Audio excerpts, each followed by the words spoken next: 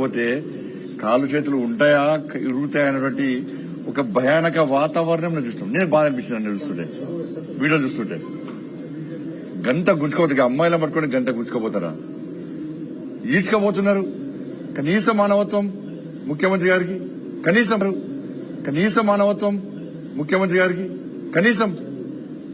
వాళ్ళ భూములు అమ్ముకుంటారు, మా భూములు ఎందుకు అమ్ముకుంటారు అని చెప్పి ప్రశ్నించే ప్రయత్నం చేస్తే మీరు దొంగతనం లెక్క, అర్ధరాత్రి దొంగల లెక్క జేసీబీలను 10 జేసీబీలు తీసుకుపోయి రాత్రి మొత్తం చెట్లు కొట్టేస్తారు. నిబంధనల విరుద్ధంగా భూమిని చదువు చేస్తారు.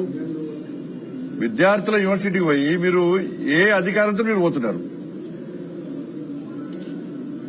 మా భూములు, మా యూనివర్సిటీ భూములు అమ్మకండి అని చెప్పి ఆపే ప్రయత్నం చేస్తే వాళ్ళని గొడ్లను నేను చాలా బాధ అనిపించాను. నేను చూస్తుంటే ఆ చిన్న అమ్మాయిలకు గుంజుకోబోతుంటే ప్రతి ఒక్కరు ఏడిచారు. ఆ వీడియోలు చూసినా ప్రతి ఒక్కరు ఏడిచారు. మానవత్వంలో మాత్రం ఏడిచారు. ఇక మానవత్వంలో కాంగ్రెస్ వాళ్ళు మాత్రం అది గొప్ప చెప్పుకుంటారు. వాళ్ళు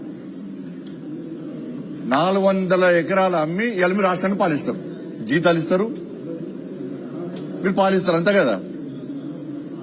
ఎస్సీ భూములు అమ్మకుంటే ఇక పాలించే స్థితిలో లేదు తెలంగాణ రాష్ట్రం. తెలంగాణలో కాంగ్రెస్ పార్టీ ప్రభుత్వం ఎస్సీ భూములు అమ్మకుంటే తెలంగాణ రాష్ట్రాన్ని పాలించే స్థితిలో కాంగ్రెస్ ప్రభుత్వం లేదు.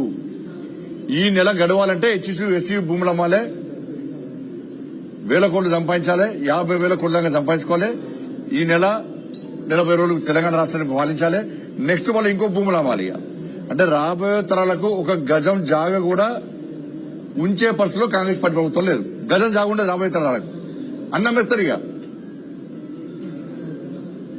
అంటే ఏవీవీపీ కార్యకర్తలను అడ్డుకుంటే, ఆందోళన చేస్తే రాత్రి ఎత్తుకపోయారు, పోలీస్ స్టేషన్ లోపల కొట్టారు. ఏవీపీ కార్యకర్తలు 3 పోలీస్ స్టేషన్ లోపల కొట్టారు. ఒక కార్యకర్తను రాత్రి కూడా వదిలిపెట్టలే. అర్ధరాత్రి కొంతమంది వదిలిపెట్టారు, ఇంకో 2 కార్యకర్తలు రాత్రి కూడా వదిలిపెట్టలే. ఇంత ఘోరమైన అరాచకమా? బీఆర్ఎస్ పార్టీ కంటే ఎక్కువ అరాచకం ఈ కాంగ్రెస్ పార్టీలో. ఇంత అరాచకం మంచి కాదు. ఇప్పటికైనా ఆ భూముల అమ్మకాన్ని వెంటనే నిలిపియాలని చెప్పి భారతీయ జనతా పార్టీ డిమాండ్ చేస్తున్నది. ఎవరైతే విద్యార్థుల మీద లాఠీచార్జ్ చేశారో, విద్యార్థులు కొట్టారో ఆ పోలీస్ అధికారులుగా చర్య తీసుకోవాలి. ఫస్ట్ యాక్షన్ తీసుకోండి. మీరు విచారణ జరపాలి. మీరు హోమ్ మినిస్టర్ గానే చెప్తున్నాను నేను. మాకు విచారణ జరిపే అధికారం లేదు కాబట్టి మీకు చెప్తున్నాను నేను. ఇలా విద్యా కమిషన్ వేసారు, అర్బన్ నక్సల్ తీసుకొచ్చి విద్యా కమిషన్ వేసారు. మరి ఎడవేరు మీ నోర్లు ఎవడమైనాయి? మిమ్మల్ని విద్యా కమిషన్ చైర్మన్లుగా, మెంబర్లుగా కాంగ్రెస్ పార్టీ ప్రభుత్వం వేసింది కదా. మీరు గతంలో ఉద్యమాలు చేశారు కదా. మీరు నక్సల్ సిద్ధాంతం కదా, మావోయిస్టు భావాజాలం కదా. మీరు ప్రజా సమస్యల్లో కొట్లాడతారు కదా, పేదల కోసం కొట్లాడతారు కదా, కొట్లాడిన వాళ్ళు అని చెప్పుకుంటారు కదా. మరి ఇలా ఎస్యూ భూములు అమ్మితే ఈ విద్యా కమిషన్ చైర్మన్లు, మెంబర్లు మీ నోరు లేడమైనాయి. మీరు కాంగ్రెస్ పార్టీ ప్రభుత్వాన్ని ఎందుకు ప్రశ్నిస్తలేరు?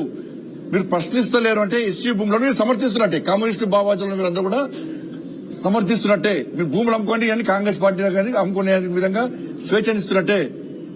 వాళ్ళ దగ్గర నుంచి వీళ్ళు కమిషన్ తీసుకుంటారు. వీళ్ళు వాటా వీళ్ళకి వస్తుంది.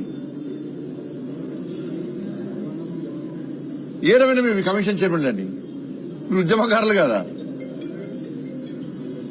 కానీ వెంటనే ప్రభుత్వం తన నిర్ణయాన్ని ఉపసంహరించుకోవాలని చెప్పి భారతీయ జనతా పార్టీ డిమాండ్ చేస్తున్నది.